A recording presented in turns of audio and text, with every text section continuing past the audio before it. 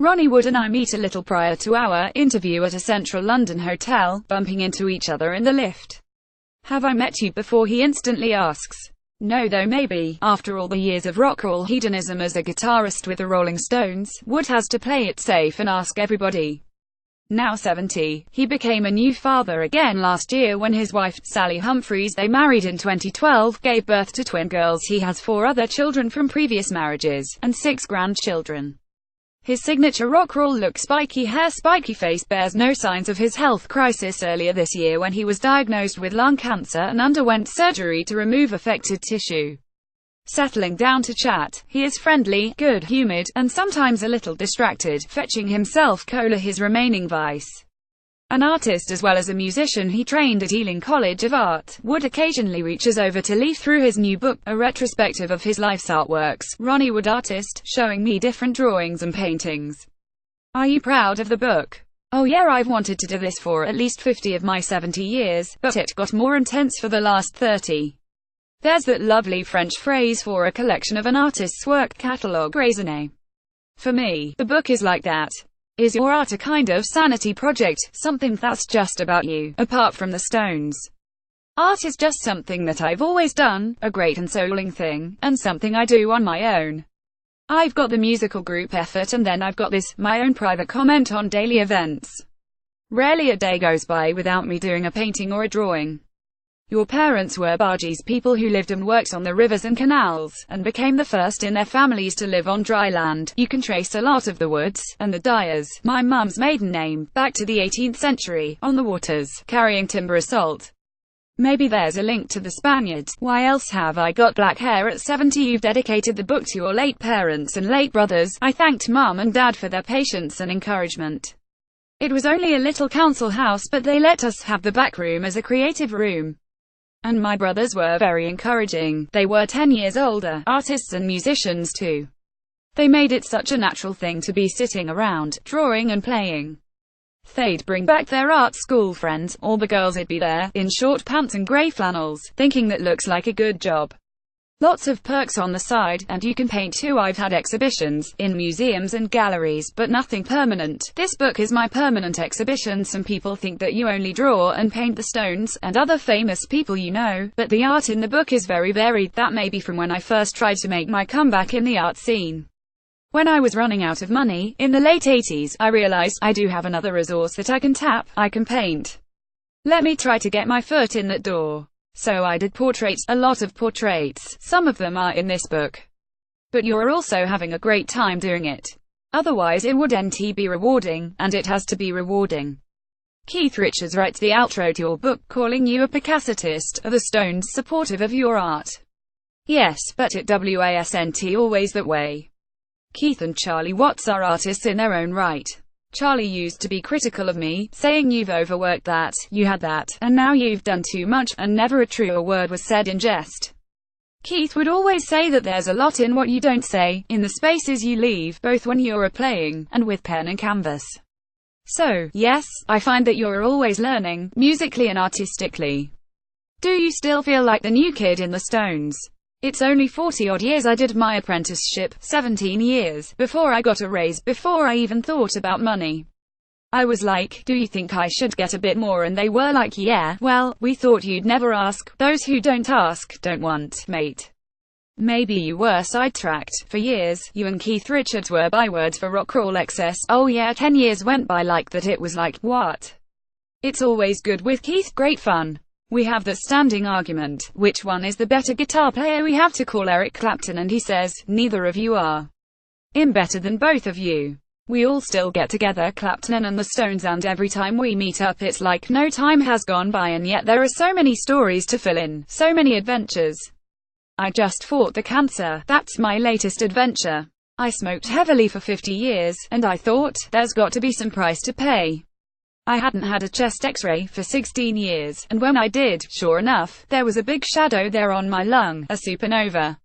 I thought, fucking hell, I definitely went in there with a positive attitude. I thought, right, I've got cancer, let's get it out. They went down my drain pipe, hose pipe, what do they call it, windpipe. There were all these tubes coming out of me. I felt like a puppet, I was all wired up like a marionette. Ronnie Wood in 1976, the year after he joined the Rolling Stones. Photograph gives bare hand crew tread ferns. It must have made you feel very human and vulnerable. Yes, though the doctors were really surprised, because I came out the next week and I was back in the studio. You're not supposed to get better that quickly. A lot of it was celebration in the fact that I was still alive, that it hadn't spread. There was so much gratitude in the air. So many artists died in 2016, including David Bowie. It especially affected me with Bowie because we were the same age, both 1947 models. David and I, we never saw a lot of each other, but when we did, we had a lot in common. With the cancer, he pulled the short straw. I knew he had a stroke as well. Since he hadn't been doing concerts or public appearances, I knew something fishy was going on with his health. I knew something was up. I was lucky, I got the long straw with the cancer. As you get older, are you starting to think about legacy, what you'll leave behind? With these little twin girls in my life, it just really makes you want to be around longer to watch them grow. Having the second chance, it's made me even more grateful to enjoy the twins, enjoy the kids I already have, enjoy Sally, enjoy going back on the road, all of it. Does it sometimes freak you out that you're a grandfather, and also the father of very young children? It's just how my life has gone. I can't wait to take them on tour. They've already done the Toronto Film Festival, and the Desert Trip Music Festival in California. They've been to Boston, New York, the Albert Hall with Paul Weller. They love people. You've included drawings of Sally in the book, referring to her as your muse. Do you respect women? Oh yeah, my mum always said that I was never happier than when I was in girls' company, and I really am. I really get inspired. How do you feel about feminism, not least as a father of daughters? Oh, I don't know. I feel that they tell me how they feel. Leah certainly does, in no uncertain terms, bless her. Now, it's usually to tell me about things to help me, medicine, herbal cures. So do my sons Jesse and Tyrone. The recent scare brought out a very caring side. Their natural protectiveness came out. You've survived cancer. Looking back, with the Stones, all the drugs and craziness, was there ever a point when you thought that you would survive all that? Both with the drugs and the drink. Luckily I had a cutout point that would rescue me. In the midst of the oblivion, I'd suddenly think something like, one more of those pills, and it's all going to be over. You're watching people around you, taking them like sweets, all were hey, and I'd be thinking don't do that. You had to be continually on your guard. Sally, 2016, Wood's portrait of his pregnant wife. Photograph courtesy Ronnie Wood. Thames Hudson. If you could do it all again, would you live your life exactly the same? I was going to say, without the smoking, but when I was growing up, everyone smoked. Smoking was the hardest thing to give up, harder than the class as. Smoking would definitely have been the hardest thing to give up. Good old Champix stop smoking pills helped. Without the Champix, I don't think I could have given up for more than a few weeks at a time. The old feeling would have come back, the old excuses, oh sod it, I enjoy it, and I really did enjoy it. Has luck played a part in your music career? I've definitely been in the right place at the right time, with a little bit of manipulation on my part, just kind of pushing everybody out of the way and getting in. There was also a lot of work. Even as a teenager, I'd be up into the small hours, practicing, getting a little lick on my guitar, figuring out how it went together. You make it look like you stumbled on a sound, but a lot of work has gone into it. What would you find easier to give up, the playing or the art? That's a difficult question, but I could give up the playing. I could always pick up the guitar at home between tours, though I often don't even do that. Me and Keith, we both realized, at rehearsals, I don't think I've picked up a guitar since I last saw you. Do you wish that more attention had been paid to your art over the years? No, I'm known as a musician, and people can only take in so much. But, as I say, I've done the two things my whole life, so it would be nice to be recognized for both of them.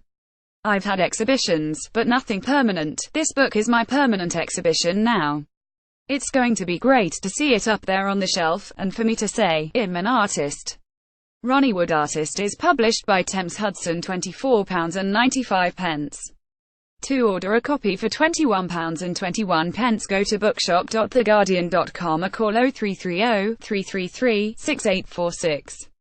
Free UK PP over £10, online orders only. Phone orders min PP of £1.99.